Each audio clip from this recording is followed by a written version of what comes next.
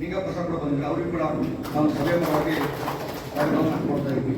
ಹಾಗೆಯೇ ಗೌರವಾಧ್ಯಕ್ಷರಾಗಿರ್ತಕ್ಕಂಥ 14ನೇ ತಾರೀಕಿನ ನಾವು ಅಂಬೇಡ್ಕರ್ ಡಾಕ್ಟರ್ BR ಅಂಬೇಡ್ಕರ್ ಅವರ ಜಯಂತಿ ಮತ್ತೆ ಬಾಬು ಜಗಜೀವನ್ ರಾಮ್ ಅವರ ಜಯಂತಿಯನ್ನು ಮಾಡ್ತಾ ಇದ್ವಿ. ಈ ಇಬ್ಬರ ಮಹನೀಯರ ಜಯಂತಿಯನ್ನು ಆಚರಣೆ ಮಾಡಲು ನಮ್ಮ ಸಲಹೆಗಳೇನಾದ್ರು ಇದ್ರೆ ನಾವು ದಯಮಾಡಿ ನವೀನ್ ಕುಮಾರ್ ಮುಖ್ಯಾಧಿಕಾರಿಗಳು ಪುರಸಭೆ ಸದಸ್ಯರು ಕೂಡ ಈ ಒಂದು ಸಭೆಗೆ ಆಗಮಿಸಿದ್ದಾರೆ.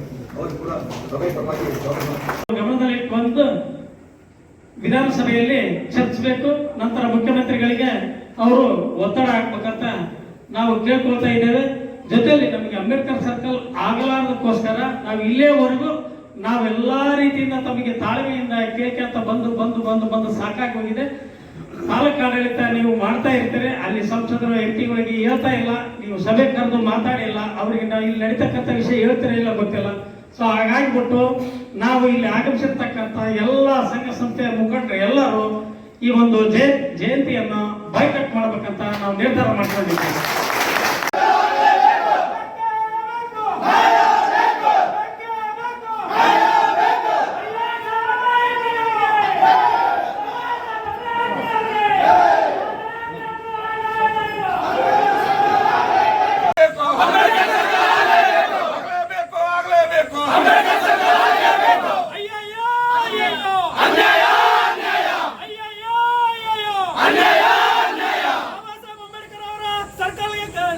ಒತ್ತಾಯ ಮಾಡುತ್ತಿರೋದ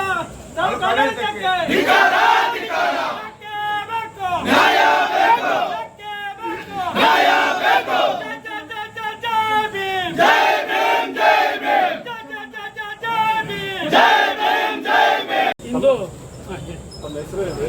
ನಾವು ಇವತ್ತು ಏನು ಒಳಗಿಂದ ಹೊರಗೆ ನಡೆದಿರೋಂಥ ಕಾರಣ ಏನಂತ? ನಮ್ಮ ಹೆಸರು ನಿಂಗಪ್ಪ ಐಮಳೆ ಅಂತ, ಆದಿಜಾಂಬ ಮಹಾಸಭಾ ತಾಲೂಕು ಅಧ್ಯಕ್ಷರು. ಇಂದು ಡಾಕ್ಟರ್ BR ಅಂಬೇಡ್ಕರ್ ಹಾಗೂ ಡಾಕ್ಟರ್ ಬಾಬು ಜಗಜೀವನರಾವ್ ಅವರ ಜಯಂತಿಯ ಪೂರ್ವಭಾವಿ ಸಭೆಯನ್ನು ತಾಲೂಕು ಆಡಳಿತ ಕರೆದಿದ್ದರು. ಸೊ ನಮ್ಮ ಎಲ್ಲ ಹಿರಿಯ ಸಂಘಟಕರು ಹಾಗೂ ಆದಿಜಾಂಬ ಮಹಾಸಭಾದಿಂದ ಎಲ್ಲ ಕಾರ್ಯಕರ್ತರು, ಎಲ್ಲ ಸಂಘ ಸಂಸ್ಥೆಗಳ ಅಧ್ಯಕ್ಷರುಗಳು ಆಗಮಿಸಿದ್ದು ಎಲ್ಲರ ನಿರ್ಣಯದಂತೆ ನಾವು ಬಾಯ್ಕಟ್ ಮಾಡಿದ್ದೇವೆ. ಕಾರಣ ಡಾಕ್ಟರ್ BR ಅಂಬೇಡ್ಕರ್ ಸರ್ಕಲ್ ವರ್ಷ ನಾವು ಕೇಳಿದಂಗೆಲೆ ಅವರು ಯಾವುದೇ ರೀತಿಯಿಂದ ಆ ಸರ್ಕಲ್ ಮಾಡಲಿಕ್ಕೆ ಯಾರು ಒತ್ತಾಯ ಇಲ್ಲ. ಸೊ ಈ ಹಿಂದೆ ಆ ಸರ್ಕಲ್ ಮಾಡಬೇಕಂತ ಎಲ್ಲ ಸಂಘ ಸಂಸ್ಥೆಗಳು ಮನವಿ ಪತ್ರವನ್ನು ನೀಡಿದ್ದು, ಎಲ್ಲ ಜಾತಿಯ ಸಂಘ ಸಂಸ್ಥೆಗಳು ಕೂಡ ಮನವಿ ಪತ್ರಗಳನ್ನು ನೀಡಿದ್ದು, ಅದು ಮುನ್ಸಿಪಾಲ್ಟಿನಲ್ಲಿ ತರವಾಗಿ ಪಾಸಾಗಿದ್ದು ಮತ್ತು ಸರ್ಕಾರಕ್ಕೆ ಹೋಗಿ ಸರ್ಕಾರದಿಂದ ಮತ್ತೆ ಪಾಸಾಗಿ ಮತ್ತೆ ಬಂದಿದ್ದು, ಅದರ ಬಗ್ಗೆ ಇಲ್ಲಿ ಇರ್ತಕ್ಕಂಥ ಸ್ಥಳೀಯರು ಯಾರೂ ಕ್ರಮ ತೆಗೆದುಕೊಂಡಿಲ್ಲ. ತಾಲೂಕು ಆಡಳಿತ ಕೂಡ ಅದ್ರ ಬಗ್ಗೆ ಕ್ರಮ ತಗೊಂಡಿಲ್ಲ. ನಾವು ವರ್ಷ ಬರ್ತೀವಿ ಜಯಂತಿ ಮುಗಿಸ್ತೀವಿ ಹೋಗ್ತೀವಿ, ವರ್ಷ ಬರ್ತೀವಿ ಜಯಂತಿ ಮುಗಿಸ್ತೀವಿ ಹೋಗ್ತೀವಿ. ನಮಗೆ ಒಂದು ಹೋರಾಟ ಮಾಡಲಿಕ್ಕೆ ಆದರ್ಶ ಆಗಿರ್ತಕ್ಕಂಥ ಡಾಕ್ಟರ್ ಬಾಬಾ ಸಾಹೇಬ್ ಅಂಬೇಡ್ಕರ್ ಅವರ ಒಂದು ಸರ್ಕಲ್ ಇಲ್ಲ, ಒಂದು ಪುತ್ಥಳಿನೂ ಇಲ್ಲ ಅಂದಮೇಲೆ ನಾವು ಇಲ್ಲಿ ಸಂಘಟಕರು ನಮ್ಮ ಹೋರಾಟದ ಏನು ಆದಿ ಅಂತಕ್ಕಂಥದ್ದು ಎಲ್ಲ ಯಕ್ಷ ಪ್ರಶ್ನೆ ಆಗಿದೆ. ಸೊ ಹಂಗಾಗಿಬಿಟ್ಟು ಇವತ್ತು ಪೂರ್ವಭಾವಿ ಸಭೆಯಲ್ಲಿ ನಾವು ಈ ಒಂದು ನಿರ್ಣಯ ತಗೊಂಡಿದ್ದು ಡಾಕ್ಟರ್ BR ಅಂಬೇಡ್ಕರ್ ಸರ್ಕಲ್ ಆಗಲೇಬೇಕು.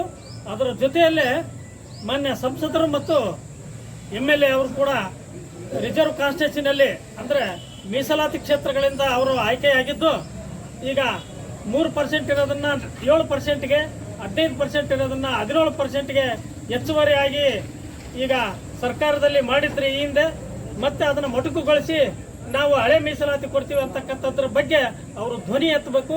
ವಿಧಾನಸೌಧದಲ್ಲಿ ಧ್ವನಿ ಎತ್ತೋದ್ರ ಜೊತೆಗೆ ಮುಖ್ಯಮಂತ್ರಿಗಳಿಗೆ ಬೆಂಬಲವಾಗಿ ನಿಂತ್ಕೊಂಡು ಇದನ್ನ ಕಾರ್ಯರೂಪಕ್ಕೆ ತರಬೇಕು ಅಂತಂದು ಅವರು ಅಲ್ಲಿ ಹೋರಾಟ ಮಾಡಬೇಕು ಅನ್ನೋದ್ರ ಜೊತೆಗೆ ಒಳ ಮೀಸಲಾತಿಯನ್ನು ಕೂಡ ಇಟ್ಕೊಂಡು ನಾವು ಈ ಒಂದು ಬೈಕಾಟ್ ಅನ್ನು ಮಾಡಿ ಹೊರಗಡೆ ಬಂದಿದ್ದೇವೆ.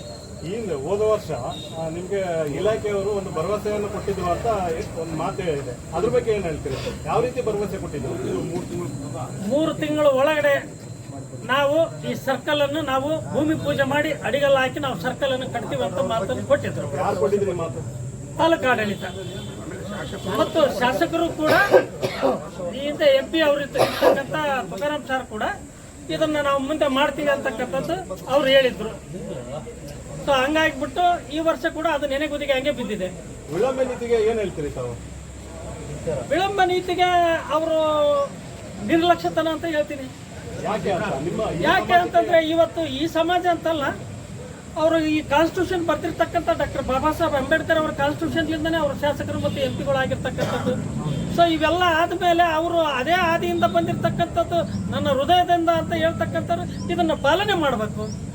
ಅದ್ರ ಜೊತೆಗೆ ನಾವು ಹೋರಾಟಗಾರರು ನಾವು ಇಲ್ಲಿ ಇರ್ತಕ್ಕಂಥವ್ರು ಕೇಳೋದಷ್ಟೇ, ನಾವು ರಿಸರ್ವ್ ಕಾನ್ಸ್ಟಿಟ್ಯೂನ್ಸಿಯಲ್ಲಿ ಇರ್ತಕ್ಕಂಥ ಒಬ್ಬ ಶಾಸಕರು MLA ಗಳು MP ಗಳು ಇವ್ರು ಮಾಡಿಲ್ಲ ಅಂದಮೇಲೆ ಈ ಮತ್ತೆ ಯಾರು ಮಾಡ್ಬೇಕಂತಾರೆ. ಸೊ ಹಂಗಾಗಿಬಿಟ್ಟು ನಾವು ಈ ಹೋರಾಟದ ಹಾದಿ ಹಿಡಿಯೋಕ್ಕೆ ಕಾರಣ ಮುಖ್ಯ ನಮ್ಮಲ್ಲಿ ಜನರಲ್ ಕಾನ್ಸ್ಟಿಟ್ಯೂನ್ಸಿ ಇದ್ದಿದ್ರೆ ನಾವು ಕೇಳಿ ಇದನ್ನು ಹೋರಾಟ ಮಾಡಾಗ್ಲಿಕ್ಕೆ ಕಲ್ತಿದ್ದೀವಿ. ನಮ್ಮ ಅಣ್ಣ ತಮ್ಮಂದ್ರೆ ಆಗಿರ್ತಕ್ಕಂಥ ರಿಸರ್ವ್ ಕಾನ್ಸ್ಟಿಟ್ಯೂನ್ಸಿಯಲ್ಲಿ ಇರ್ತಕ್ಕಂಥವ್ರು ಅವರು ಈ ಮಾತನ್ನು ಧ್ವನಿ ಎತ್ತಬೇಕಾಗಿತ್ತು. ಅದೇ ನಮಗೆ ಬೇಸರದ ಸಂಗತಿ. ದಲಿತರು ಎಲ್ಲ ಒಂದು ಕಡೆ ಮಾತಿಗೆ ಮಣಿತಾರೆ ಅಂತಂದೇಳಿ ಇಷ್ಟು ವರ್ಷ ವಿಳಂಬ ಮಾಡಿದ್ದಾರೆ ಅಂತಕ್ಕಂಥ ಮಾತಿದೆ. ಮಾತಿಗೆ ಮಣಿತಕ್ಕಂಥವ್ರು ದಲಿತರು ಹೋಗಿ ಒಪ್ಕೊಳ್ತೀನಿ, ಆದರೆ ಈ ಪರಿ ಯಾಮರ್ಸ್ಕೊಂಡು ಹೋಗ್ತಕ್ಕಂಥದ್ದು ಆಗಬಾರ್ದು ಅಂತ ನನ್ನ ಒಂದು ಅಭಿಪ್ರಾಯ. ಯಾಕಂದ್ರೆ ನಾವು ಮಾತು ಕೊಟ್ಟ ಮೇಲೆ ಮಾತನ್ನು ಆಯ್ತು ಅಂತ ನಾವು ನಡೆಸ್ಕೊಂಡು ಬಂದಿದ್ದೀವಿ. ಎಲ್ಲೋ ದಲಿತರಿಗೆ ಮೂಗಿಗೆ ತುಪ್ಪ ಸವರಿಸುವಂತ ಕೆಲಸ ಮಾಡ್ತಾರೆ. ಅದೇ ಹಾಗೆ ಆಗಿದೆ. ನಾನು ಹೇಳ್ತೀವಲ್ಲ, ದಲಿತರು ಎಂದಿಗೂ ಸಿಟ್ಟು ಬರಲ್ಲ, ಸಿಟ್ಟು ಬಂದ್ರೆ ಬಿಡಲ್ಲ ಅಂತಾರಲ್ಲ, ಹಾಗೆ ನಾವು ಕೂಡ ಬಹಳ ತಾಳ್ಮೆಯಿಂದ ಕಾದಿದ್ದೀವಿ. ಎಲ್ಲ ಸಂಘಟಕರು ಎಲ್ಲರೂ ತಾಳ್ಮೆಯಿಂದ ಕಾದು ಕಾದು ಕೊನೆಗೆ ಇವರು ಮಾಡೋದೇ ಇಲ್ಲ ಅಂತ ನಿರ್ಧಾರ ಬಂದ್ಮೇಲೆ ನಾವು ಈ ನಿರ್ಧಾರವನ್ನು ತೆಗೆದುಕೊಂಡಿದ್ದೀವಿ. ಈ ಹೋರಾಟ ಏನಾದರೂ ಬೇರೆ ಒಂದು ರೂಪ ಪಡ್ಕೊಳ್ತಾ ಅದನ್ನ ಪಡ್ಕೊಳ್ತಕ್ಕಂಥ ಒಂದು ಸಾಧ್ಯತೆ ಬಹಳ ಇದೆ. ಇದಕ್ಕೆ ಎಷ್ಟು ದಿನ ಕಾದು ನೋಡ್ಬೇಕನ್ನೋದು ನಾವು 14ರ ಒಳಗಡೆನೆ ನಾವು ಇದನ್ನು ತೀರ್ಮಾನ ತಗೊಳ್ತೀವಿ.